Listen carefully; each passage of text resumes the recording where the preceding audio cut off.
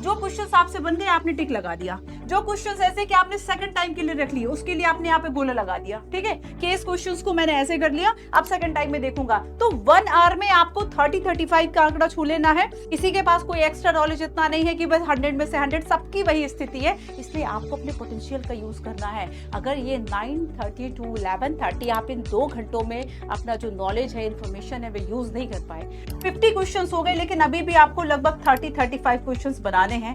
ये आपका थोड़ा सा टफ टास्क रहेगा। कुछ सरल क्वेश्चंस होते हैं, कुछ मीडियम थोड़े से होते हैं, फिर कुछ टफ होते हैं, और एकदम ही आइडिया नहीं लग रहा है, पता ही नहीं है, नो आइडिया।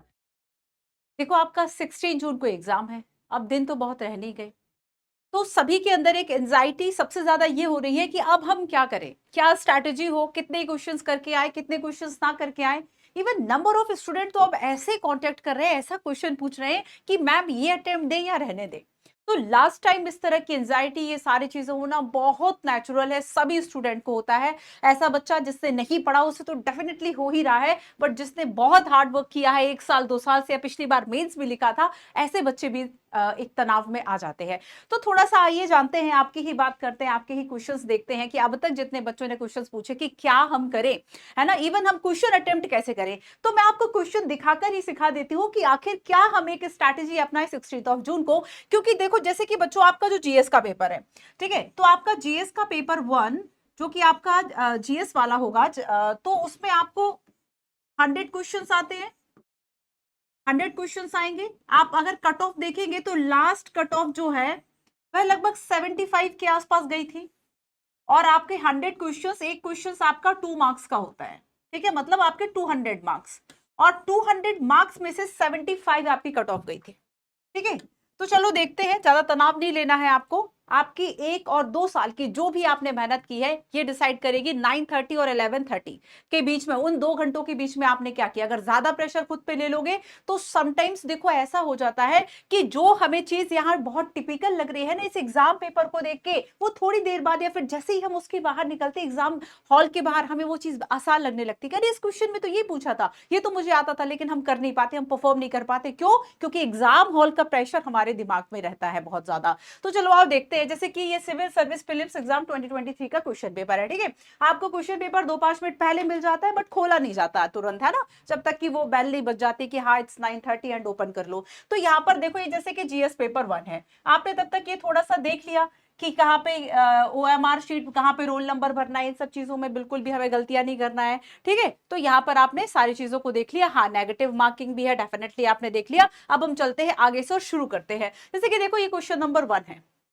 अब देखो, स्ट्रैटेजी अलग अलग हो सकती है। हो सकता है कुछ स्टूडेंट ऐसे कर सकते हैं कि वो सीधा एक क्वेश्चन पेपर जो है पूरा गो थ्रू करने लगेंगे, जल्दी जल्दी पलटने लगेंगे, बट ऐसे में आप परेशान ज्यादा हो जाएंगे। अच्छा है, आप चाहे तो सीरियल नंबर से, मतलब डायरेक्ट भी आप स्टार्ट कर सकते हैं, है ना। एक तरीका हो सकता है कि आप सीरियल नंबर से करें, या फिर आप ऐसा कर सकते हैं कि आपको जो पोर्शन अच्छा लग रहा है, ताकि कॉन्फिडेंस आपका आ जाए। क्योंकि एग्जाम हॉल में अगर क्वेश्चंस बन जाते हैं और हमारी जो नॉलेज है अगर उससे डायरेक्ट क्वेश्चन आ जाते हैं, तो हमारा कॉन्फिडेंस लेवल हाई हो जाता है।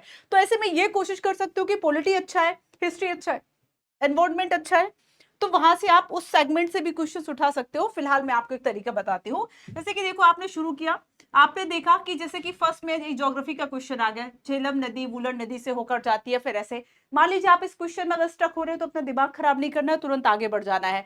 इस बात को याद रखना कि आपको क्वेश्चंस के साथ स्टिक नहीं हो जाता, चिपक नहीं जाना है, इमोशनल अटैचमेंट नहीं रखना है। आपने जस्ट गो थ्रू किया, क्वेश्चन नहीं बन रहा है, तुरंत आपने उस पर रॉन्ग लगाया और आगे चले गए। ठीक है, तो 3 तरीके से आप क्वेश्चन सॉल्व करोगे कि देखो, आप करोगे 1, 2 एंड 3, पहली बार में, दूसरी बार में और तीसरी बार में।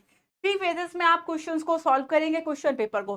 फर्स्ट बार में ऐसे जो कि एकदम डायरेक्ट आपकी इंफॉर्मेशन से सॉल्व हो रहे हैं, और ऐसे डायरेक्ट क्वेश्चंस जो है वह हो सकता है कि आपके एक अच्छा एवरेज स्टूडेंट की अगर हम बात करें 30 to 35 क्वेश्चंस आपके डायरेक्ट सॉल्व हो जाते हैं। ठीक है, तो आपने क्या किया कि क्वेश्चंस को जल्दी से जैसे ही गो थ्रू किया, आपने देखा ये तो सीसेट का पेपर है, इसकी भी स्ट्रैटेजी बनानी है। जो क्वेश्चंस आपसे बन गए आपने टिक लगा दिया, जो क्वेश्चंस ऐसे कि आपने सेकंड टाइम के लिए रख लिए उसके लिए आपने यहाँ पे गोला लगा दिया। ठीक है, कि इस क्वेश्चंस को मैंने ऐसे कर लिया, अब सेकंड टाइम में देखूंगा। तो 1 आवर में आपको 30-35 का आंकड़ा छू लेना है, और उसके बाद फिर आपने क्या करना है कि जब आपका 1 आवर खत्म हो जाए, आपके 30-35 30-35 हो गए, हो सकता है 1 से सवा घंटा भी हो जाए, तो आपको परेशान नहीं होना है। आपके पास 30-35 ऐसे क्वेश्चंस आ गए हैं जिससे कि सही होने के चांसेस ज्यादा है कि 35 लगाए हैं आपने फर्स्ट राउंड में, हो सकता है उसमें 30 क्वेश्चंस आपके सही हो जाएं। ठीक है, अब देखो आगे आपने सेकंड राउंड में क्या किया, इस तरह के क्वेश्चंस को हैंडल किया।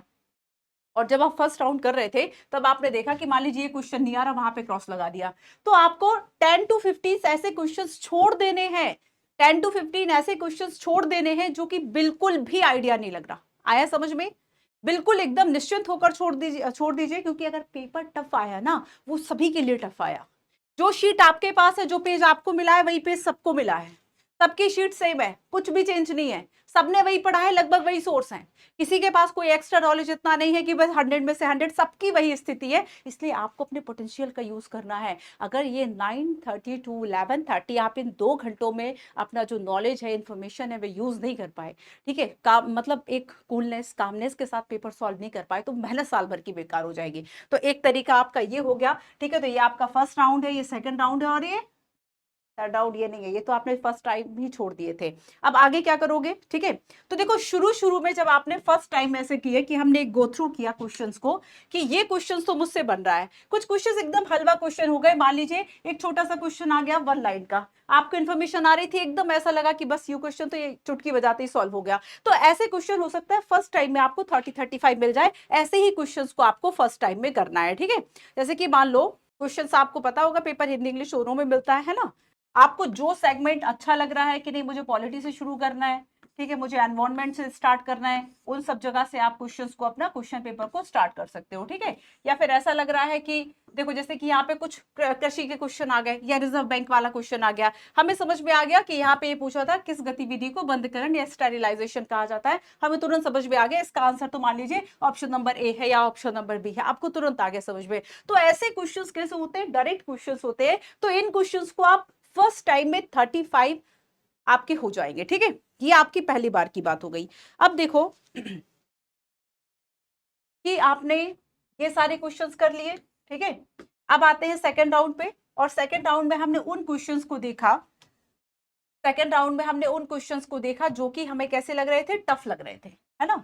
सेकंड में हमें ऐसा लग रहा था कि ये जो क्वेश्चंस है उसमें 2 या 3 सेंटेंस में मुझे कंफ्यूजन है या बन रहा है। मान लीजिए 3 सेंटेंस है, 2 सेंटेंस आपके सही हो गए, सही बन गए, ठीक है, एक नहीं बन रहा है, तो आपको उसमें फिर थोड़ा सा एक गेस लगा लेना है कि हाँ इसका ये जो क्वेश्चन है वह सही होगा। तो यूपीएससी केवल नॉलेज इंफॉर्मेशन के बेस पर नहीं निकलेगा, आपको अपना जो नॉलेज है उसका यूज करना है।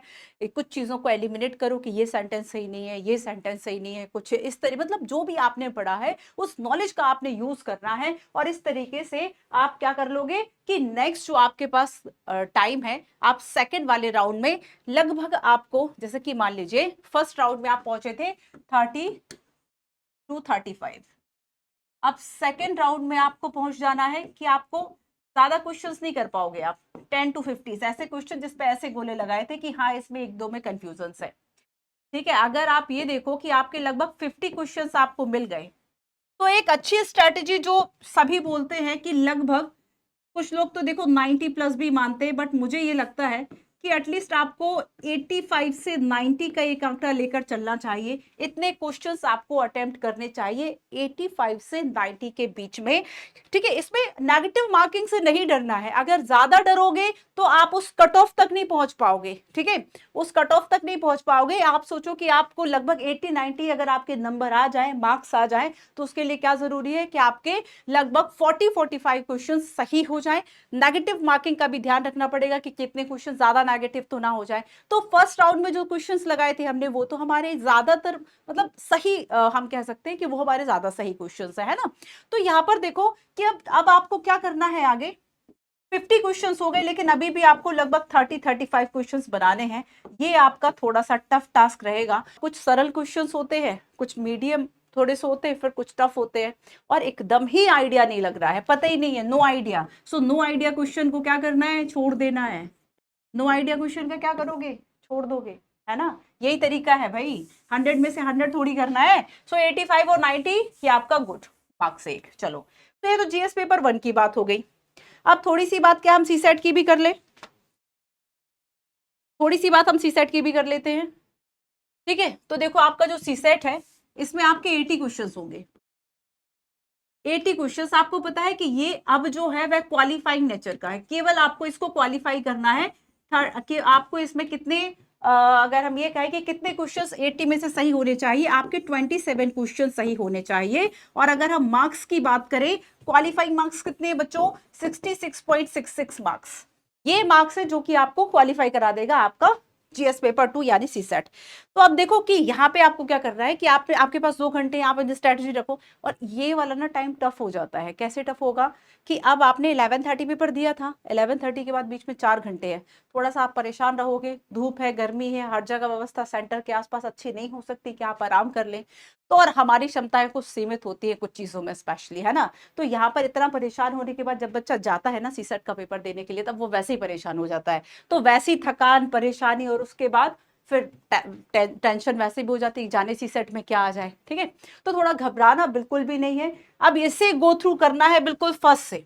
अगर आपको लग रहा है कि आपका जो पैसेज है वो अच्छा है, मान लीजिए कि शुरू में जो है पैसेज आ रहा है ना, जो परिच्छेद वाला है, आपको लग रहा है कि यहाँ से क्वेश्चंस मेरे बन जाते हैं, तो आप जस्ट यहाँ से ही स्टार्ट करें। सो 1 से आप लेके स्टार्ट करें, है ना। कोशिश करें कि आप इसमें भी 1 आवर में लगभग 30 क्वेश्चंस के आसपास आ जाए, 30 क्वेश्चंस के आसपास आप आ जाए। ठीक है, आपको टोटल आप कोशिश कीजिए फिर भी 50-55 क्वेश्चंस आपको कर लेने हैं। 50 क्वेश्चंस क्या, जैसे कि पिछली बार का पेपर इतना टफ था सीरियसली, कुछ बच्चों ने तो ये कहा कि हम 35 से ज्यादा कर ही नहीं पाए, जो हमें आ रहा था हम 30-35 से ज्यादा कर ही नहीं पाए। तो कोशिश करना है कि 50-55 के आसपास आप 2 घंटे में आ जाओ। तो शुरू में ऐसे क्वेश्चंस करो जो, अगर आपको लग रहा है कि जैसे कुछ चार्ट ग्राफ वाले क्वेश्चन नहीं आते, कुछ डेटाबेस वाले आ गए, कुछ ऐसे आ गए, तो यहाँ पर अगर मैथ्स नहीं करनी है, तो जो आपके रीजनल टाइप के या मेंटल एबिलिटी के क्वेश्चन आ रहे हैं, उस तरह के क्वेश्चंस को आप टारगेट करके थोड़ा सा क्वेश्चंस को करते जाए। टाइम बहुत कम लगता है। जैसे कि मान लो अगर आपने 10 मिनट की बनी सी पैसेज में, और इससे जुड़े हुए मान लीजिए एक क्वेश्चन है, देखो लिखा कितने कितने आपको शब्द पढ़ने, लगभग शायद ये 200 शब्द होंगे। ये 200 शब्द पढ़ के आपको एक क्वेश्चन का आंसर मिल रहा है, तो टाइम तो लगेगा ना। इसलिए कहा जाता है कि साल भर आपकी अगर रीडिंग स्किल्स बहुत अच्छी है, तो डेफिनेटली आपको कॉम्प्रिहेंशन में एक एज मिल जाता है। तो ये प्रॉब्लम यहां पर हो जाती है। ठीक है, तो अब देखो समटाइम्स, अब जैसे कुछ क्वेश्चंस ऐसे हैं, बट ये क्वेश्चन मैथ्स के होते हैं, टफ है। मान लीजिए कि मुझे मैथ्स नहीं आती भाई, मैंने तो ये मैथ्स के क्वेश्चन क्या किए, छोड़ दिए। अब मैं डाटा इंटरप्रिटेशन का क्वेश्चन ढूंढूंगी, या तो ये छोटा सा क्वेश्चन है जलवायु परिवर्तन का, और वहां से मुझे इसका आंसर निकालना है। तो मैंने इस परिच्छेद को पढ़ा, मैंने देखा इसका क्या अर्थ है, जो पूछा मैंने उसको बता दिया। बट परिच्छेद में क्या होता है कि समटाइम्स हम उतना सही नहीं क्वेश्चंस का आंसर निकाल पाते, ज्यादातर मामलों में वह गलत हो जाता है। ठीक है, तो आपको बस यही याद रखना है कि बेसिकली जैसे कि रीजनिंग एबिलिटी वाले क्वेश्चंस है, गलतियां वहां से कम हो रही है, तो आप उन क्वेश्चंस को कर सकते हैं। बहुत टफ क्वेश्चंस है उसको शुरू में मत कीजिए, वो बाद के लिए रख लीजिए, सेकंड राउंड के लिए। तो थोड़ा सा आप अगर चीजों को ध्यान से देखेंगे ना, अब जैसे कि देखो ये वाले क्वेश्चंस आ जाते हैं कि अगर जीरो का हम ये लिख रहे हैं CHUR, तो हम प्लेयर का क्या करेंगे, और यहां पे भी इसका क्या होगा, तो थोड़ा सा आपको निकालना पड़ता है। इस तरह के क्वेश्चन सॉल्व हो जाते हैं आसानी से, है ना। ये ABCD वाले ये आप कर लीजिएगा। इसके अलावा देखो यहां पे भी आपको याद रखना है कि बस किसी भी क्वेश्चन से बैठ नहीं जा रहा है, इमोशनल अटैचमेंट करिए, मुझसे तो ये बन नहीं रहा, मैं इसको सॉल्व करूंगा।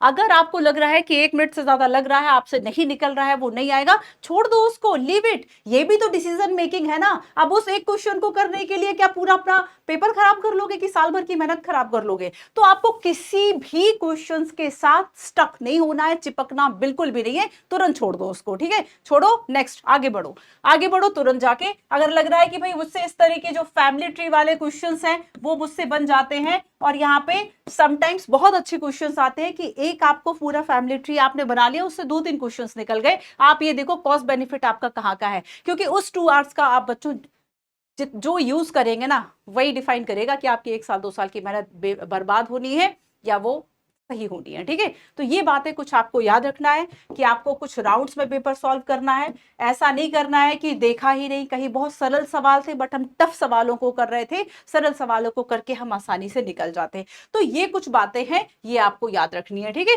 क्लियर है। तो यहाँ पर ओवरऑल मैं आपको बता देती हूँ कि जैसे कि जीएस में हमने बात की कि आपको 3 राउंड में करना है। फर्स्ट डायरेक्ट वाले होंगे, सेकंड ऐसे होंगे जिसपे कि आप कंफ्यूज हैं। ठीक है, कंफ्यूज, और ये कंफ्यूज कैसे, 50-50 वाले हैं। 50-50% वाले क्वेश्चंस हैं, तो फिर इसको जाके करो। फिर तीसरा, कुछ ऐसे क्वेश्चंस होंगे तीसरे राउंड में कि जो आपको लग रहा है, लेकिन यहाँ पे जब तक आप रिस्क नहीं लोगे तब तक आप अपने किस कट ऑफ तक नहीं पहुंचोगे, आप 85-90 कट ऑफ तक नहीं पहुंचोगे। तो ये आपके रिस्क वाले क्वेश्चंस हो जाते हैं, ठीक है। और आपको जो ये 10 to 15 क्वेश्चंस इसमें से छोड़ने हैं ना, जीएस पेपर 1 की बात कर रही हूं, ये नो आइडिया क्वेश्चंस है बच्चों, ये नो आइडिया क्वेश्चंस है, इसको छोड़ दो।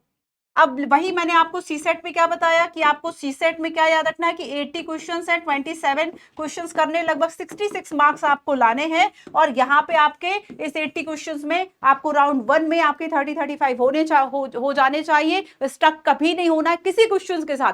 टाइम लिमिटेड है, टाइम का वाइजली यूज करना, ध्यान रखना है इस बात का, ठीक है।